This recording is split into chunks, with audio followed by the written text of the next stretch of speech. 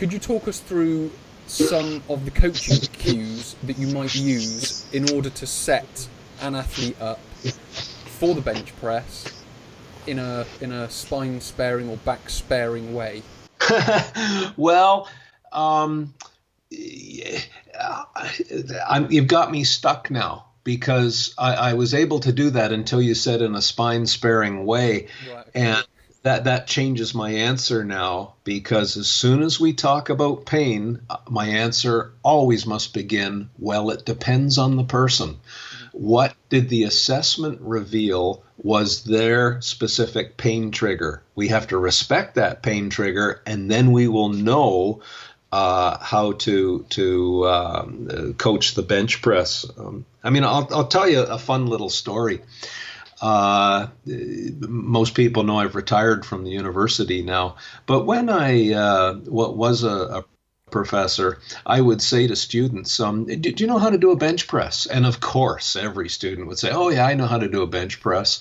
And then when we got into it, I realized that their concept of the bench press was you lay on your back, you rack the bar, and you lower it down to your chest, and you push it off. They had no clue as to what the optimization had to be for them to put on 30 more kilos on the bar that they'd never done before. They had no idea.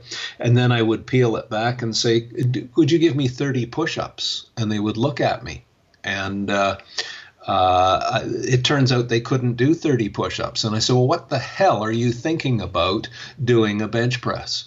Mm-hmm. You need to get enough athleticism in your body doing 30 push-ups. And then I want to see you do some standing push-ups, where if you stand and create a pendulum over your ankles, fall into the bar, load into a bench press, and then push off and power yourself with an explosive push through to upright standing. When you can start to learn the stiffness, the power breath, and how to unleash power in your body, we're not going near a bench press. That was simply the wrong exercise yet. But anyway, if you want to do it in a spine-sparing way, I've got to know whether they're triggered in extension or flexion or compression or whatever it is. And it may not even be the right exercise yet. If they just simply stood and then did a standing push press off their kitchen counter, that might be much more appropriate for someone who needs some spine sparing.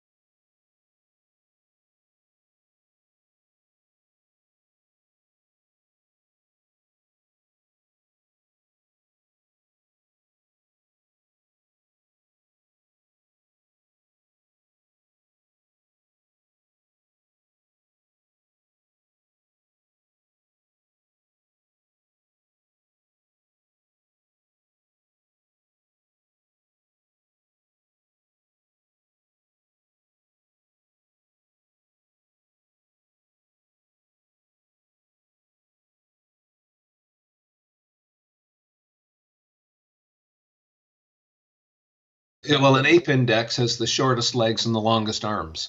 So mechanically, they are going to be the best deadlifter. And when you measure the great deadlifters, they typically have a very high ape index.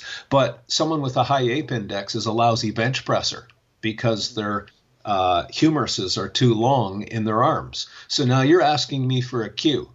And do we have someone with a high ape index, or do we have someone who's set up with a short humerus and someone who will be able to position their body for much greater leverage in the bench press? So do you see, you're asking me for a cue for performance, and you haven't even given me the person yet.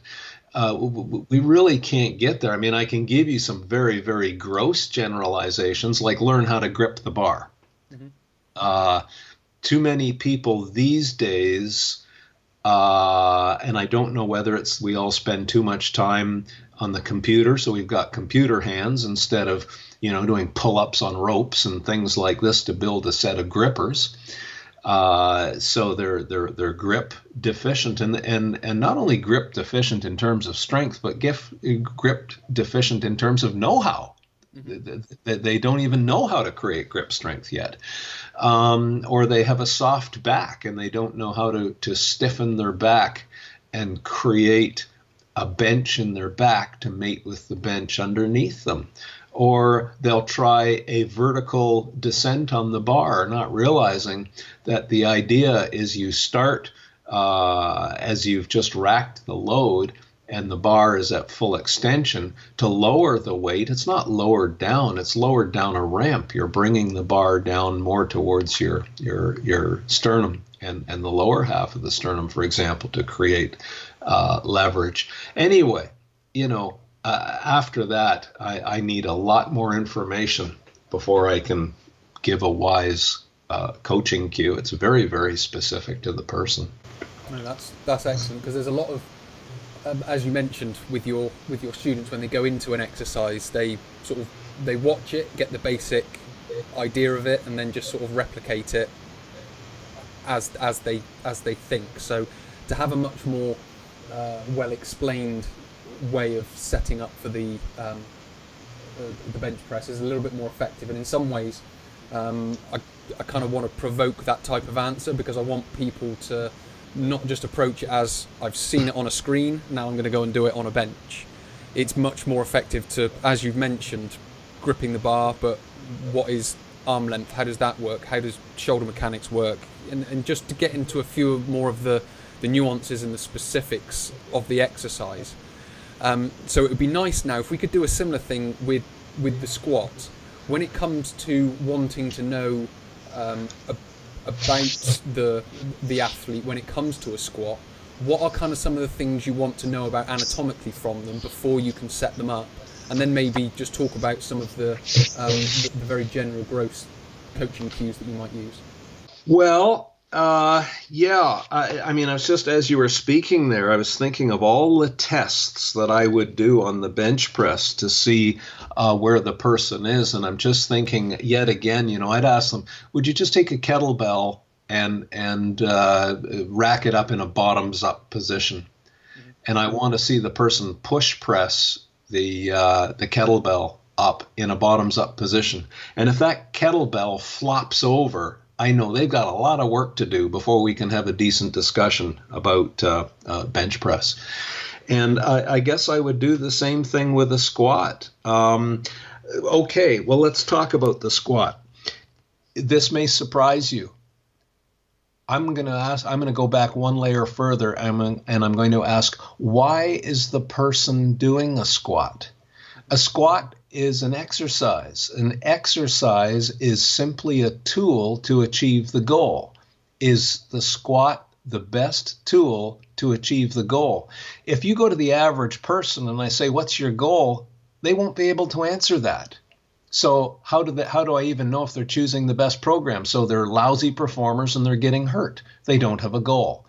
So if you were to say, well, they're doing a squat to be a good rugby player, or they're doing a squat to win their weight class in powerlifting. Well, if they're doing it to be a rugby player, I'm going to say, how much do you push? How often do you push a sled? How often do you push a car back and forth down the parking lot? Because if you're a rugby player, I want to see that kind of athleticism before I see a straight squat. And that will surprise a lot of people. So that's my first thought when someone says, well, how would I set up a squat? Is the squat even the best tool? The next question that enters my mind is, well, now we know the goal and we've decided that some form of squat will be the best risk-reward tool that we can pull out of our training toolbox. What kind of squat are we talking about? Are we talking about a front squat, a back squat, a hex bar squat, one of those yoke bar squats?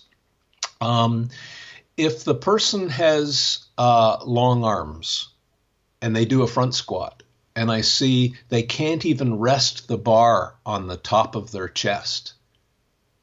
They're not set up to do that style of front squat. We'd have to maybe have them crossed-armed in the front. So a front squat, for example, it's all a matter of setting up what we call the line of drive and the thrust line.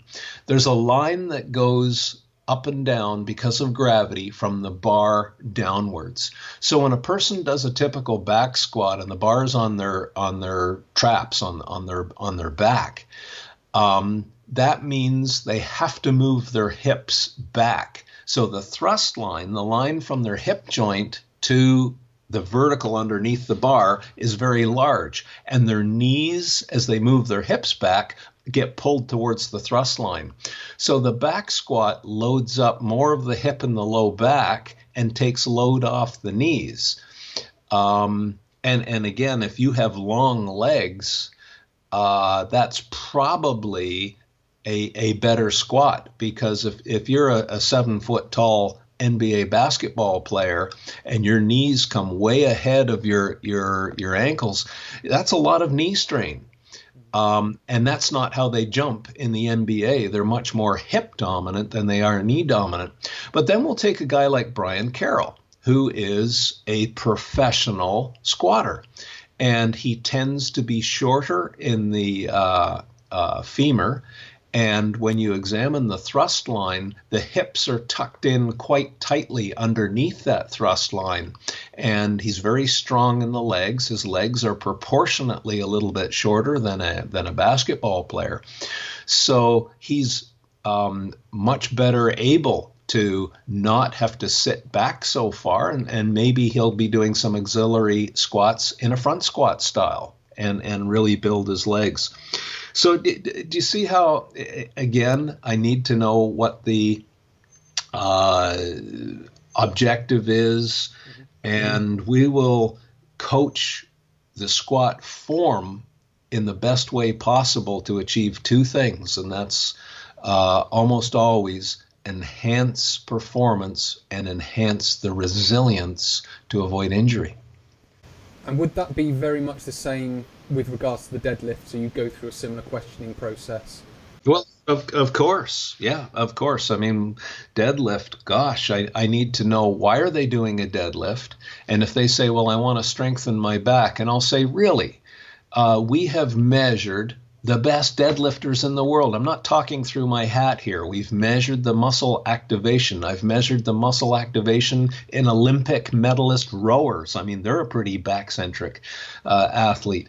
You can do a deadlift and you cannot activate the back muscles to 100% neural drive. Think back to the previous question when we talked about the need to enhance neural drive. You'd be wiser to do other exercises if that's what you're doing the deadlift for. But what the deadlift does is it tunes the strength through the body, and you learn how to create strategic stiffness and power development about the mobility joints, which is primarily the hips. More hips if you're longer in the leg, and more knees if you're shorter in the leg. But nonetheless, those are some thoughts there. I would like to see, what's the depth of the deadlift? There are far too many patients coming to me saying, I hurt my back deadlifting. And I said, well, what were you doing? Pulling the bar off the floor? And they said, yes. I said, why? Because they said their trainer told them to. And I said, did the trainer ever examine your hip joints? And they said, no. And I said, that's why you're coming to me as a patient. Thank your trainer. If they only did a hip scour test or a pelvic rock test, they would have determined that patient or client, former client, they've now lost the client, that client should never have been pulling an Olympic a bar from the floor. All I had to do was put the bar up on some blocks and pull off the blocks, and they would have had far more athleticism, and they would have kept them as a client because they didn't get hurt. Well, it's something that I see a lot in and around gyms. People, well, I say in and around gyms, but when I used to teach the courses, you would get the guys qualifying, and they'd go off into the gym, and I ask them flippantly, what are you training today, and they'll say back, and then they'll go in and do deadlifts, and I just think, why are you doing deadlifts with your back? And it doesn't make a great deal of sense, but for some reason it seems to have taken hold through a certain population, and they really go for it. If they read The Gift of Injury, they would get some science on some of these questions and how to create programs to make people injury resilient and high performers. I mean, you asked me earlier, why did we write that book? And it keeps coming back to, once we got into it, we decided to put more of a manual component to it. This is the manual for reaching that objective. And it isn't just about, do deadlifts.